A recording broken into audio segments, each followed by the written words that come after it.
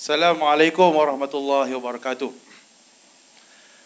Alhamdulillahirrabbilalamin. Wassalatu wassalamu ala Sayyidina Muhammad wa ala washabihi ajmain. Rabbi shrah li sadri wa yassir li amri wahlul 'uqdatam min lisani yafqahu qawli, amma ba'd. Yang saya hormati Tuan Pengerusi Majlis, seluruh saf pimpinan Pemuda Perikatan Nasional, Tuan Kamat, Ustaz Zarimi, yang saya muliakan, pimpinan Pemuda Perikatan Nasional di peringkat pusat, YB Wan Faisal, YB Ustaz Hafiz Sabri, dan kita menunggu kehadiran daripada MP Alustar yang akan sampai sebentar saja lagi insya-Allah, mengisi ruang dalam pentas anak muda pada malam ini. Tuan-tuan, cik puan sekalian,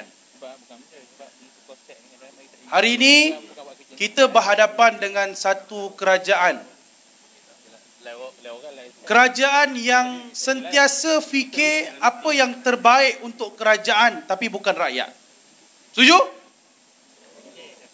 Kerajaan yang fikir, hari-hari fikir bagaimana nak terus kekal berkuasa, tapi bukan berfikir bagaimana rakyat terus dibela. Inilah kerajaan yang ada sekarang.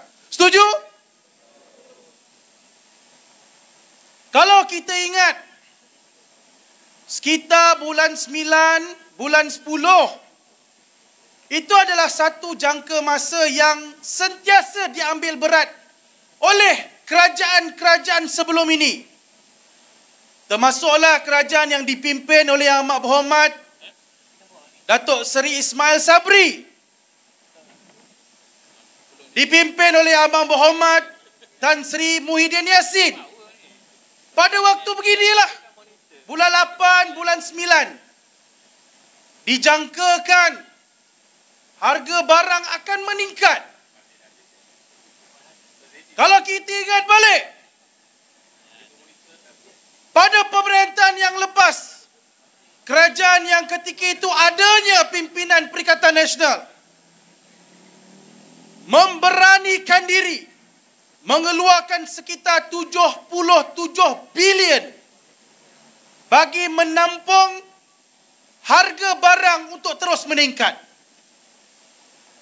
Subsidi yang dikeluarkan demi kepentingan rakyat.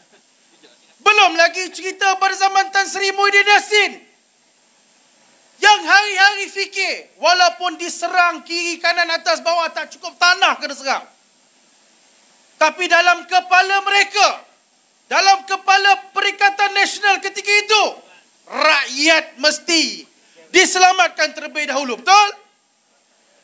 Dikerahkan semua agensi kerajaan, berikan apa juga kotak-kotak makanan.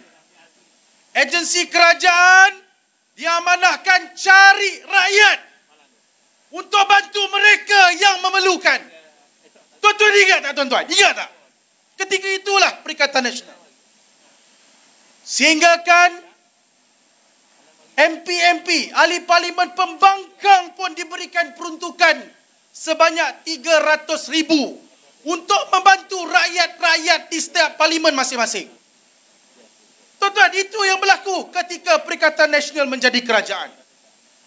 Hari ini kita lihat seolah-olah rakyat dibuli, tuan-tuan. Betul?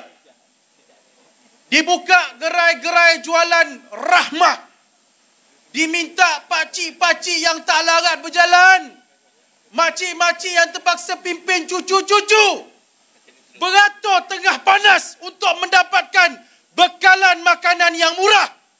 Seolah-olah nak murah, main dengan aku. Itulah yang ada dalam kerajaan kita sekarang. Betul tak betul, tuan-tuan? Memaksa rakyat menagih kasih kepada kerajaan. Bukannya kerajaan melihat rakyat yang susah di bawah. Tapi apa yang pihak kerajaan sebut, menteri-menteri sebut dalam parlimen, berlumus tungkus mereka. Ni bukan bertungkus lumus dah. Berlumus tungkus. Mereka duduk dalam parlimen menafikan kesusahan rakyat di bawah. Sibuk duk sebut nombor-nombor yang jargon. Nombor-nombor yang rakyat tak nak tahu. Konon-kononnya inflasi turun. Konon-kononnya forex domestic investment naik. Konon-kononnya pelabur ramai masuk. Tapi rakyat terus tidak boleh membeli beras. Betul tak betul? Itu hakikat yang berlaku dalam kerajaan kita sekarang. Kerajaan yang tidak memikirkan realiti kesusahan rakyat di bawah. Betul? Yang terkena kesan bukan hanya yang di luar sana, tapi itulah yang berlaku kepada penduduk dan juga rakyat di Pelangai ini. Kita melihat dikerahnya agensi kerajaan beratus-ratus orang turun ke Pelangai untuk mengadakan pelbagai program atas nama kerajaan. Boleh pula ambil tahu pasal Pelangai walaupun dah lama tak ambil tahu. Kadang-kadang kita malu, tuan-tuan, apabila PMX yang konon-kononnya disanjung berdegar-degar mahu mereformasikan institusi kerajaan, mahu mengadakan tata kelola yang baik, mahu memisahkan antara cerita politik dan cerita pentadbiran kerajaan. Tapi sekarang semua telah dirojak dan dipesembokkan. Betul tak betul? Akhirnya kita melihat perlawanan pilihan raya kecil Pelangai ini seperti perlawanan bola sepak berat sebelah. Terpinga-pinga rakyat Pelangai melihat berduyun-duyun konon-kononnya bantuan sampai. Konon-kononnya kerajaan mengambil berat. Tapi saya yakin habis saja PRK ini, menang atau kalah Pelangai akan kembali semula ke Batu Asal. Betul? Seolah-olah rakyat ini hanyalah tempat mainan orang politik berkepentingan untuk mengejar nafsu politik asalkan terus berkuasa. Kita yakin, kami dah seminggu lebih dah duduk sini. Turun berjumpa dengan anak-anak muda. Ada yang baru tahu yang dulunya Barisan Nasional cukup menentang DAP dan juga PMX sekarang. Hari ini mereka sedar mereka kena tipu hidup-hidup. Betul?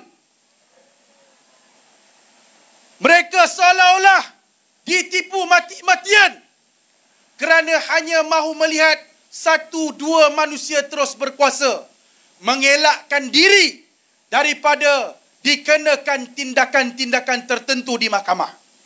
Melalukan kedatangan MB pula, Ahli Parlimen Al-Ustaz. Takbir. Baik. Sambung sikit lagi. Dia kalau MP Al-Ustaz mai ni, dia rupa Sanusi mai. Baik.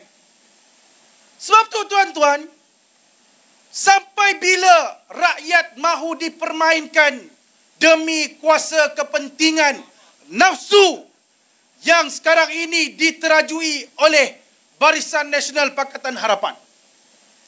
Kita turun berjumpa dengan anak muda.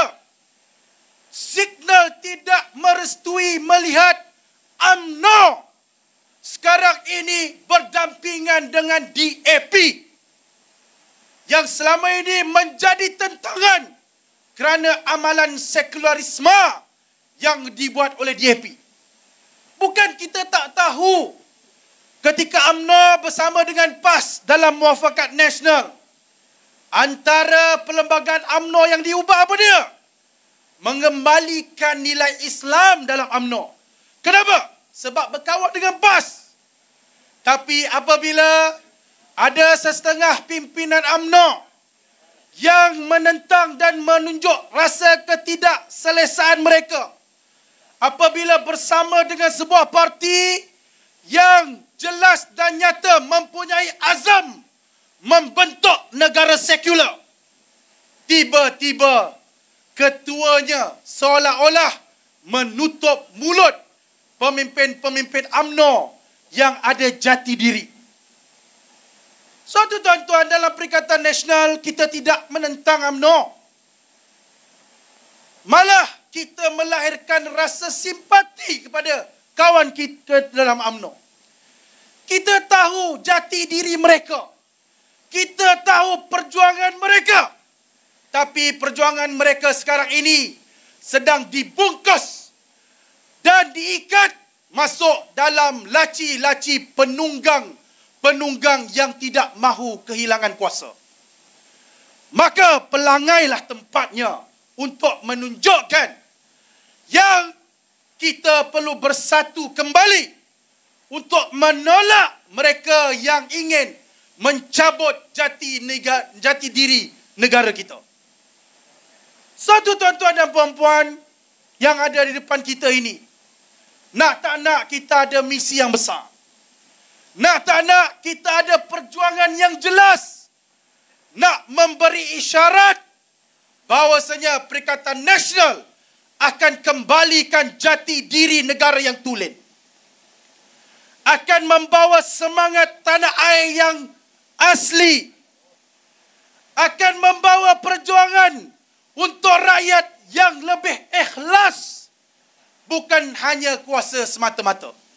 Kalaulah PN, Perikatan Nasional, PAS, bersatu, ingin memikirkan hanya semata-mata mahu berkuasa, sudah lama kita berada dalam kerajaan. Tapi itu bukan kita, betul? Ini bukan kita. Kita tahu prinsip kita. Kita tahu perjuangan kita. Kita tahu jati diri kita. Maka inilah tugas yang perlu dipikul. Alang-alang melihat Presiden parti belah sana tidak dan mula meninggalkan jati dirinya. Ini tugas kita. Maka pelanggai, anak muda sekalian, anda menjadi saksi bahawasanya perubahan perlu dilakukan. Pelanggai ini menjadi titik mula. Kalaulah jatuhnya pelanggai di tangan Perikatan Nasional, kita akan melihat nafsu-nafsu orang yang berkuasa akan mula hilang. Betul? Tuan-tuan nak tak nafsu-nafsu orang yang berkuasa dihilang? Maka kita ada tugas.